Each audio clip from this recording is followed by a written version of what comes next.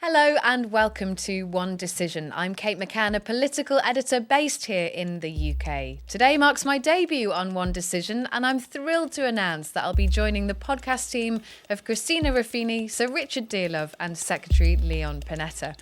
Well, there's no shortage of stories, conflicts and shifting sands in the world of geopolitics right now. And I can't wait to sit down with the great guests we've got planned to have front row seats to some of those really big moments. For some reason, watching people lie is very compelling. Spy movies have always been a big hit for audiences of all ages. They're intriguing, surprising, action-packed, often romantic and elusive. They offer a peek into a life of secrecy and deception. Well, today on the podcast, we're excited to welcome Academy Award-winning filmmaker Steven Soderbergh, whose new spy film, Black Bag, looks at the world of espionage from the perspective of a married couple. They're played by Cate Blanchett and Michael Fassbender, and both are spies whose successful marriage seems to be their biggest professional weakness. My co-host, Sir Richard Dearlove, of course, was the former head of Britain's MI6, joins me to speak with Soderbergh as we break down the elements of a true spy film, why trust is one of the most important pillars of espionage, the role of intelligence in a future global pandemic, and much more. Well, we're joined now by Steven Soderbergh, an acclaimed American filmmaker, producer, and screenwriter. Welcome to the podcast. Thanks for having me. Lovely to have you with us. We'd like to talk to you about lots of different things, but should we start by talking about Black Bag, which is an absolutely exceptional film, but none of us can describe it, so that's your job. Well, it's a spy movie. I think spy stories are really ready-made for that format, also for television. But I don't know, they're just really fun to watch. I think it's because for some reason, watching people lie is very compelling. It's sort of about mutually assured destruction, but not just on a nation state level, on a relationship level. Within a marriage, yeah. That was the other aspect that I thought was interesting, was you have a movie with a successful marriage at the heart of it as opposed to a bad marriage. The problem is this couple both work in the intelligence field and they have certain agreed upon parameters about what they will discuss and what they will not discuss. And the plot revolves around an attempt to attack their marriage. And I thought that was interesting, too, as a motivation for characters to want to sort of take down a successful relationship, just out of envy or who knows what. Jealousy. And that's where you get to the term black bag, because... Did that ever exist, or did we make that up? You made it up, but I think it's a clever make-up, because in reality, what you're talking about professionally is need to know. We talked about this before you made the movie, actually, Stephen. And I said, yes, it's entirely possible that you would have a married couple who would have to practice need to know in the relationship and not be able to discuss certain professional things that they were doing. I think Black Bag is clever because it has that idea of putting stuff inside something that you can't see, you can't hear, and just cutting off discussion. But I mean, I actually lived through this. And in fact, we've had to confront that situation. If there was a need to know, she knew. If there wasn't, she knew nothing. And in the film, what I found really interesting is actually you say they have a successful marriage, but you don't always know whether the marriage is successful, because there are moments in the film when I was watching it when you almost doubt. You're not quite sure. Is she telling him everything? Is she lying to him? And he has to have this almost unshakable faith in her. Yeah, it freaks him out when he begins to wonder if there's something going on. He takes action to find out what's going on. And so I think the other interesting aspect that comes out of the way the intelligence community works is, in our research, you are encouraged, or at least really not discouraged, regarding interagency relationships. It's understood that it's not a bad thing to date inside the organization. That's the opposite of what most organizations support. I mean, you mentioned lying. I have to say, as a professional, I sometimes broach at that term because I would use the word deception. Intelligence agencies practice deception, but they practice deception with integrity. So you get this juxtaposition, which I think is expressed in the film, because George says, I think on a couple of occasions, I'm absolutely committed to transparency and telling the truth. Right. Whereas the younger sort of the members in the film, I mean, Clarissa, I'm thinking of, says she can't stand the lying. But she hasn't really been able to accommodate it professionally, whereas George has totally. Well, there's a certain interiority that comes with that role that I think Michael is very adept at portraying, because it's a performance sort of in miniature. It's like a Japanese line drawing. And yet, when you have somebody like Michael and you look in their eyes, there's all this stuff happening. You can feel what's below the surface. So you've got to be very careful when you cast roles like that you get a performer who's secure enough to occupy that space. And then to Sir Richard's point about the youngest member of this troupe, Clarissa, who's played by Marisa Abella, she has no epidermis yet. She's still very raw and is finding the interagency dynamics really frustrating, and doesn't know how to reconcile her professional life and relationships with any kind of personal life. So I like these two contrasts as we were talking about newness and sort of people with experience, because I see it all the time in my job. People who are new to the world and people who've been around a long time. The best of them that have been around have the same attitude as people who are just starting, and that's incredibly inspiring. That's a very clever point in the film, because you pick up on the morality of the issue.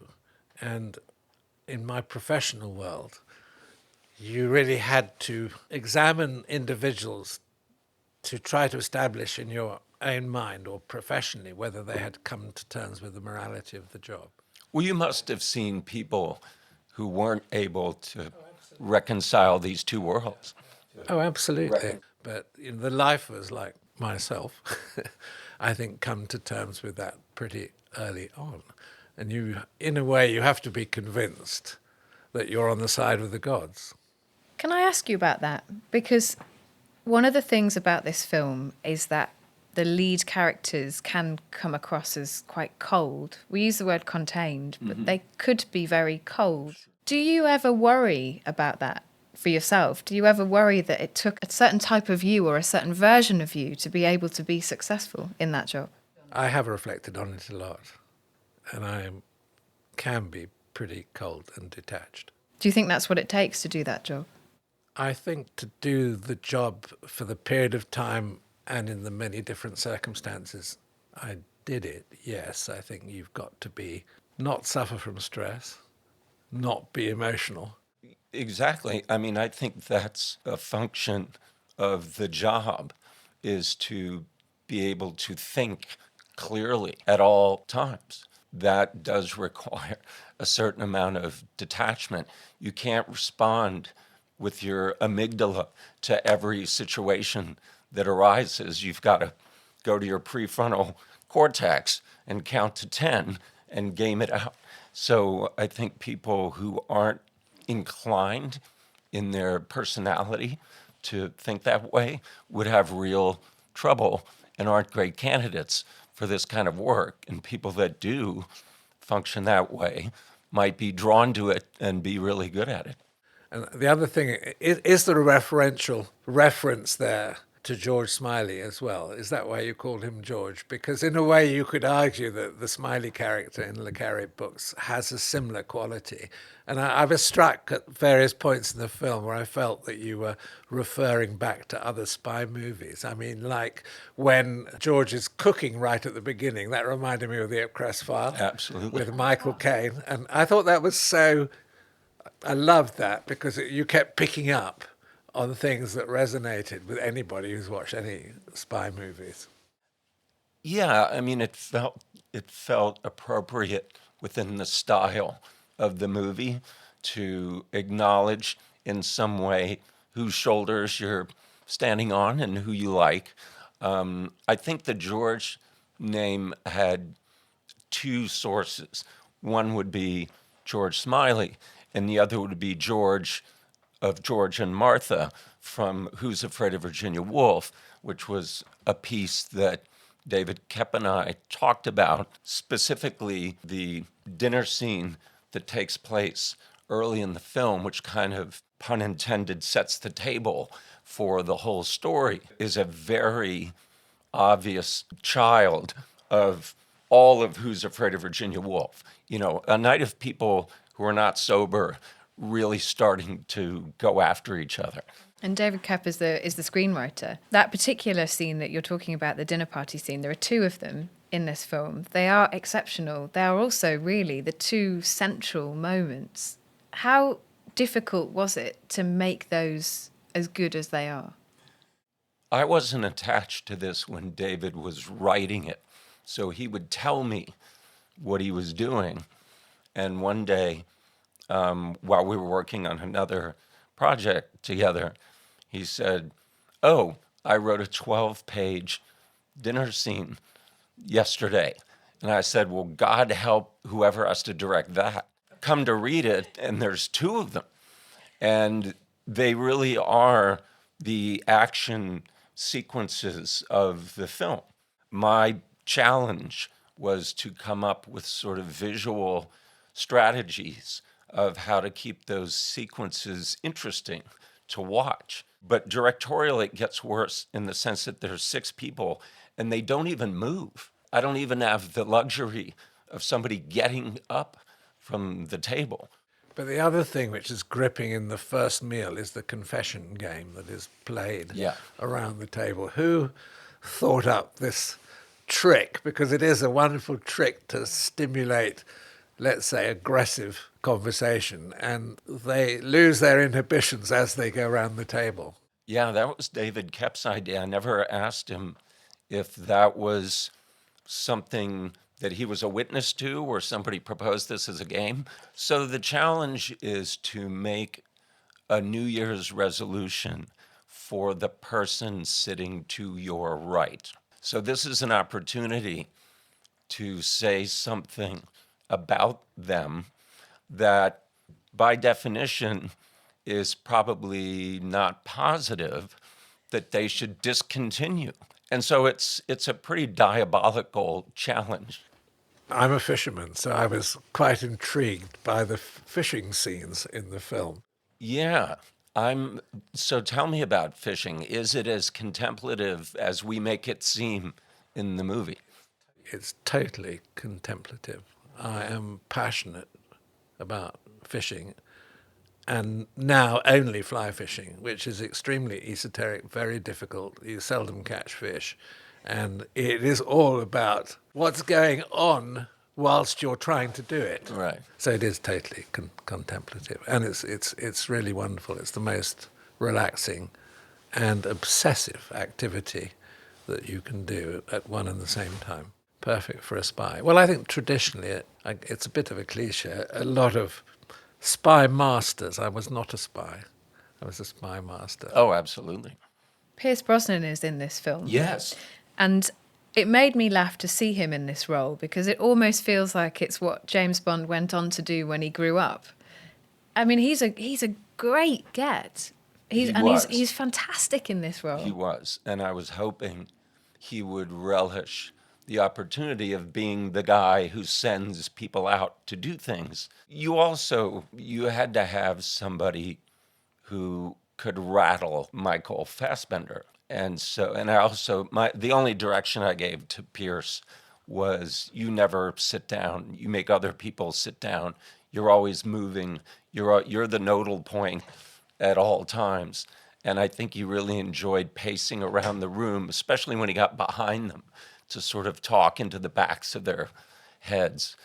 So he seemed to enjoy it. He looked fantastic. But he was very disconcerting in the role. I mean, he was sinister to an extent. And you felt that overarching presence, and you weren't quite sure where he stood, what he was thinking, what he was doing, but he was very authoritative. I'm interested in that word sinister, because that is what we tend to associate with this environment. Sinister, shady. I mean, how true is that in reality? I think in reality, it isn't a reflection of character. It's a reflection maybe of circumstance, and that there are occasions which are unavoidable in this profession where the circumstances become sinister, and therefore maybe the individuals are forced to act in a way which is disconcerting. But I think to say that the profession is sinister is I mean, I'm always trying to defend its integrity. For example, the big argument I had with Le Carre, and I did actually physically have the argument with him, was that he had made betrayal the currency of espionage, which of course it is sometimes, but the stronger currency of espionage is actually trust and integrity. Because if you're making a betrayal, particularly, let's say, of an evil empire, the people who are helping you to do that have got to behave with absolute integrity and trust in order to facilitate it. So, I mean, this is going back to the juxtaposition, which is so cleverly placed in the core of Steven's movie. Do you think the only way to get at that juxtaposition was to tell this story through a marriage? No, I just thought it was a really good delivery system, a really efficient delivery system, and one that's relatable. It could be a marriage, but it could be any relationship that seems to work or has worked and is then put under intense pressure. One of the things that Sir Richard and I talked about when we met before shooting was how technology has changed the spycraft and intelligence work, the era of having multiple passports in your safe and having all these identities. You just can't do that. What I thought was interesting was the result being a return to sort of analog human scale intelligence that has to be cultivated over a long period of time and takes a lot of skill. And I thought that was kind of interesting. But I think that also, professionally, is a key point, that espionage, despite all the technology, at its core remains a human activity. Would you ever consider directing or working on anything like Bond? You talked about them as if they're these kind of big juggernauts. Is that something that you find attractive in any way? Well, I don't have any principle that would keep me from making a movie like that or making anything that's in the realm of giant franchise. I'm not a snob. I've been a part of two franchises, Oceans and Magic Mike. It just depends what it is. What's the story? What's the script? The trouble with the Bond films is that they've become dehumanized. They're just so far removed from human experience. I think most people watching a spy movie, okay, the glamour of the Bond films is one thing, but if you want to relate it to human experience, it has to be much more, in my view, grounded. I can't watch Bond films now. I just find them too outlandish. And it's become a franchise which has gone into orbit. We should talk about some of your other work, because I know you two basically, you have a mutual interest, I suppose. Contagion is one of your films. I actually watched it in the pandemic, which is probably quite a strange... A lot of people did. It's quite a strange thing to do, though, isn't it? What do you think makes people watch films about things that they are really scared of? And Contagion it's a scary film. Clearly, we get some sort of vicarious emotional hit from watching it happen, not in real life. So you're kind of getting the excitement of it without any of the consequences. In the case of Contagion specifically, though, it was my firmly held belief that if this happened, all of our experts said, when this happens, it will be solved. We will figure it out. I absolutely believe that, and that's what we saw. One of the few things that we took liberties with in Contagion, which otherwise is pretty factually accurate in terms of its science, is they found a vaccine in the movie faster than you would have been able to then. In the interim, a couple of years before COVID, new technology allowed us to get to a vaccine in a shockingly short period of time. I mean, the scientific community was aware of what was happening in Wuhan in November, and by January, they had a working vaccine. That's insane how fast that happened and how many lives were saved. This typically, when we made Contagion, would have been 3 to 4 years. 3 to 4 years of it being out there. So I would wish that at least people would come away going, well, we will solve it. It can always be solved. They can always figure it out. But the speed of making the vaccine had a cost, which I think now is becoming evident. Not that it didn't save many, many lives. It did. But it had a downside, which in a 3 or 4 year development, it wouldn't have had, if you see what I mean. Yeah, possibly. Possibly. Yeah. Well, there's a lot of debate about this now. Yeah. Well, I say you have a mutual interest, and I say that because, Sir Richard, you have been talking about the origins of COVID-19, and there's a lot of conversation at the moment about why people were not listened to at the time. Well, I was the first person in March 2020 to go public in a Sky TV interview when I said, according to a small group of scientists with whom I was associated and with whom I was working at the time, it was a lab escapee.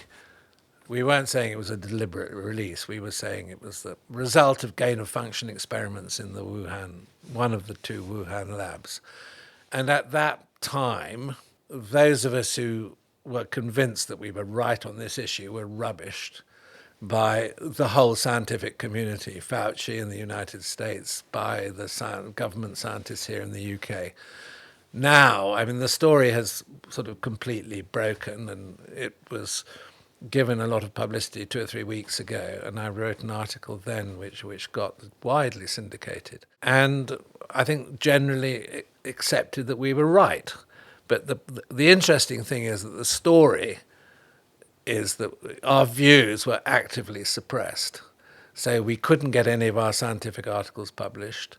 We couldn't persuade government scientists that we were right. They didn't want to debate it with us. And they set about creating an official narrative in the United States and here in the UK, which supported the Chinese narrative for its origins. Well, my understanding is there are 2 issues here. There's the lab leak issue, which, based on most people I've spoken to, seems to be the most likely scenario that it got out. What there's less debate about is its actual origin. There would be a signature in this virus if it were wholly created that doesn't exist. The people I'm talking to say there is a zoonotic origin for this. We think it was scooped up, and we think, to use the phrase from Contagion, it walked out of there on somebody's shoe. This brilliant Norwegian virologist called Berger Sorensen went and analysed all the publications that had come out of the Wuhan Institute, in which there was a lot of American involvement, scientifically, nothing sinister. And you can actually trace the etiology of the virus, which goes back to 2012. And you can follow it through a series of papers.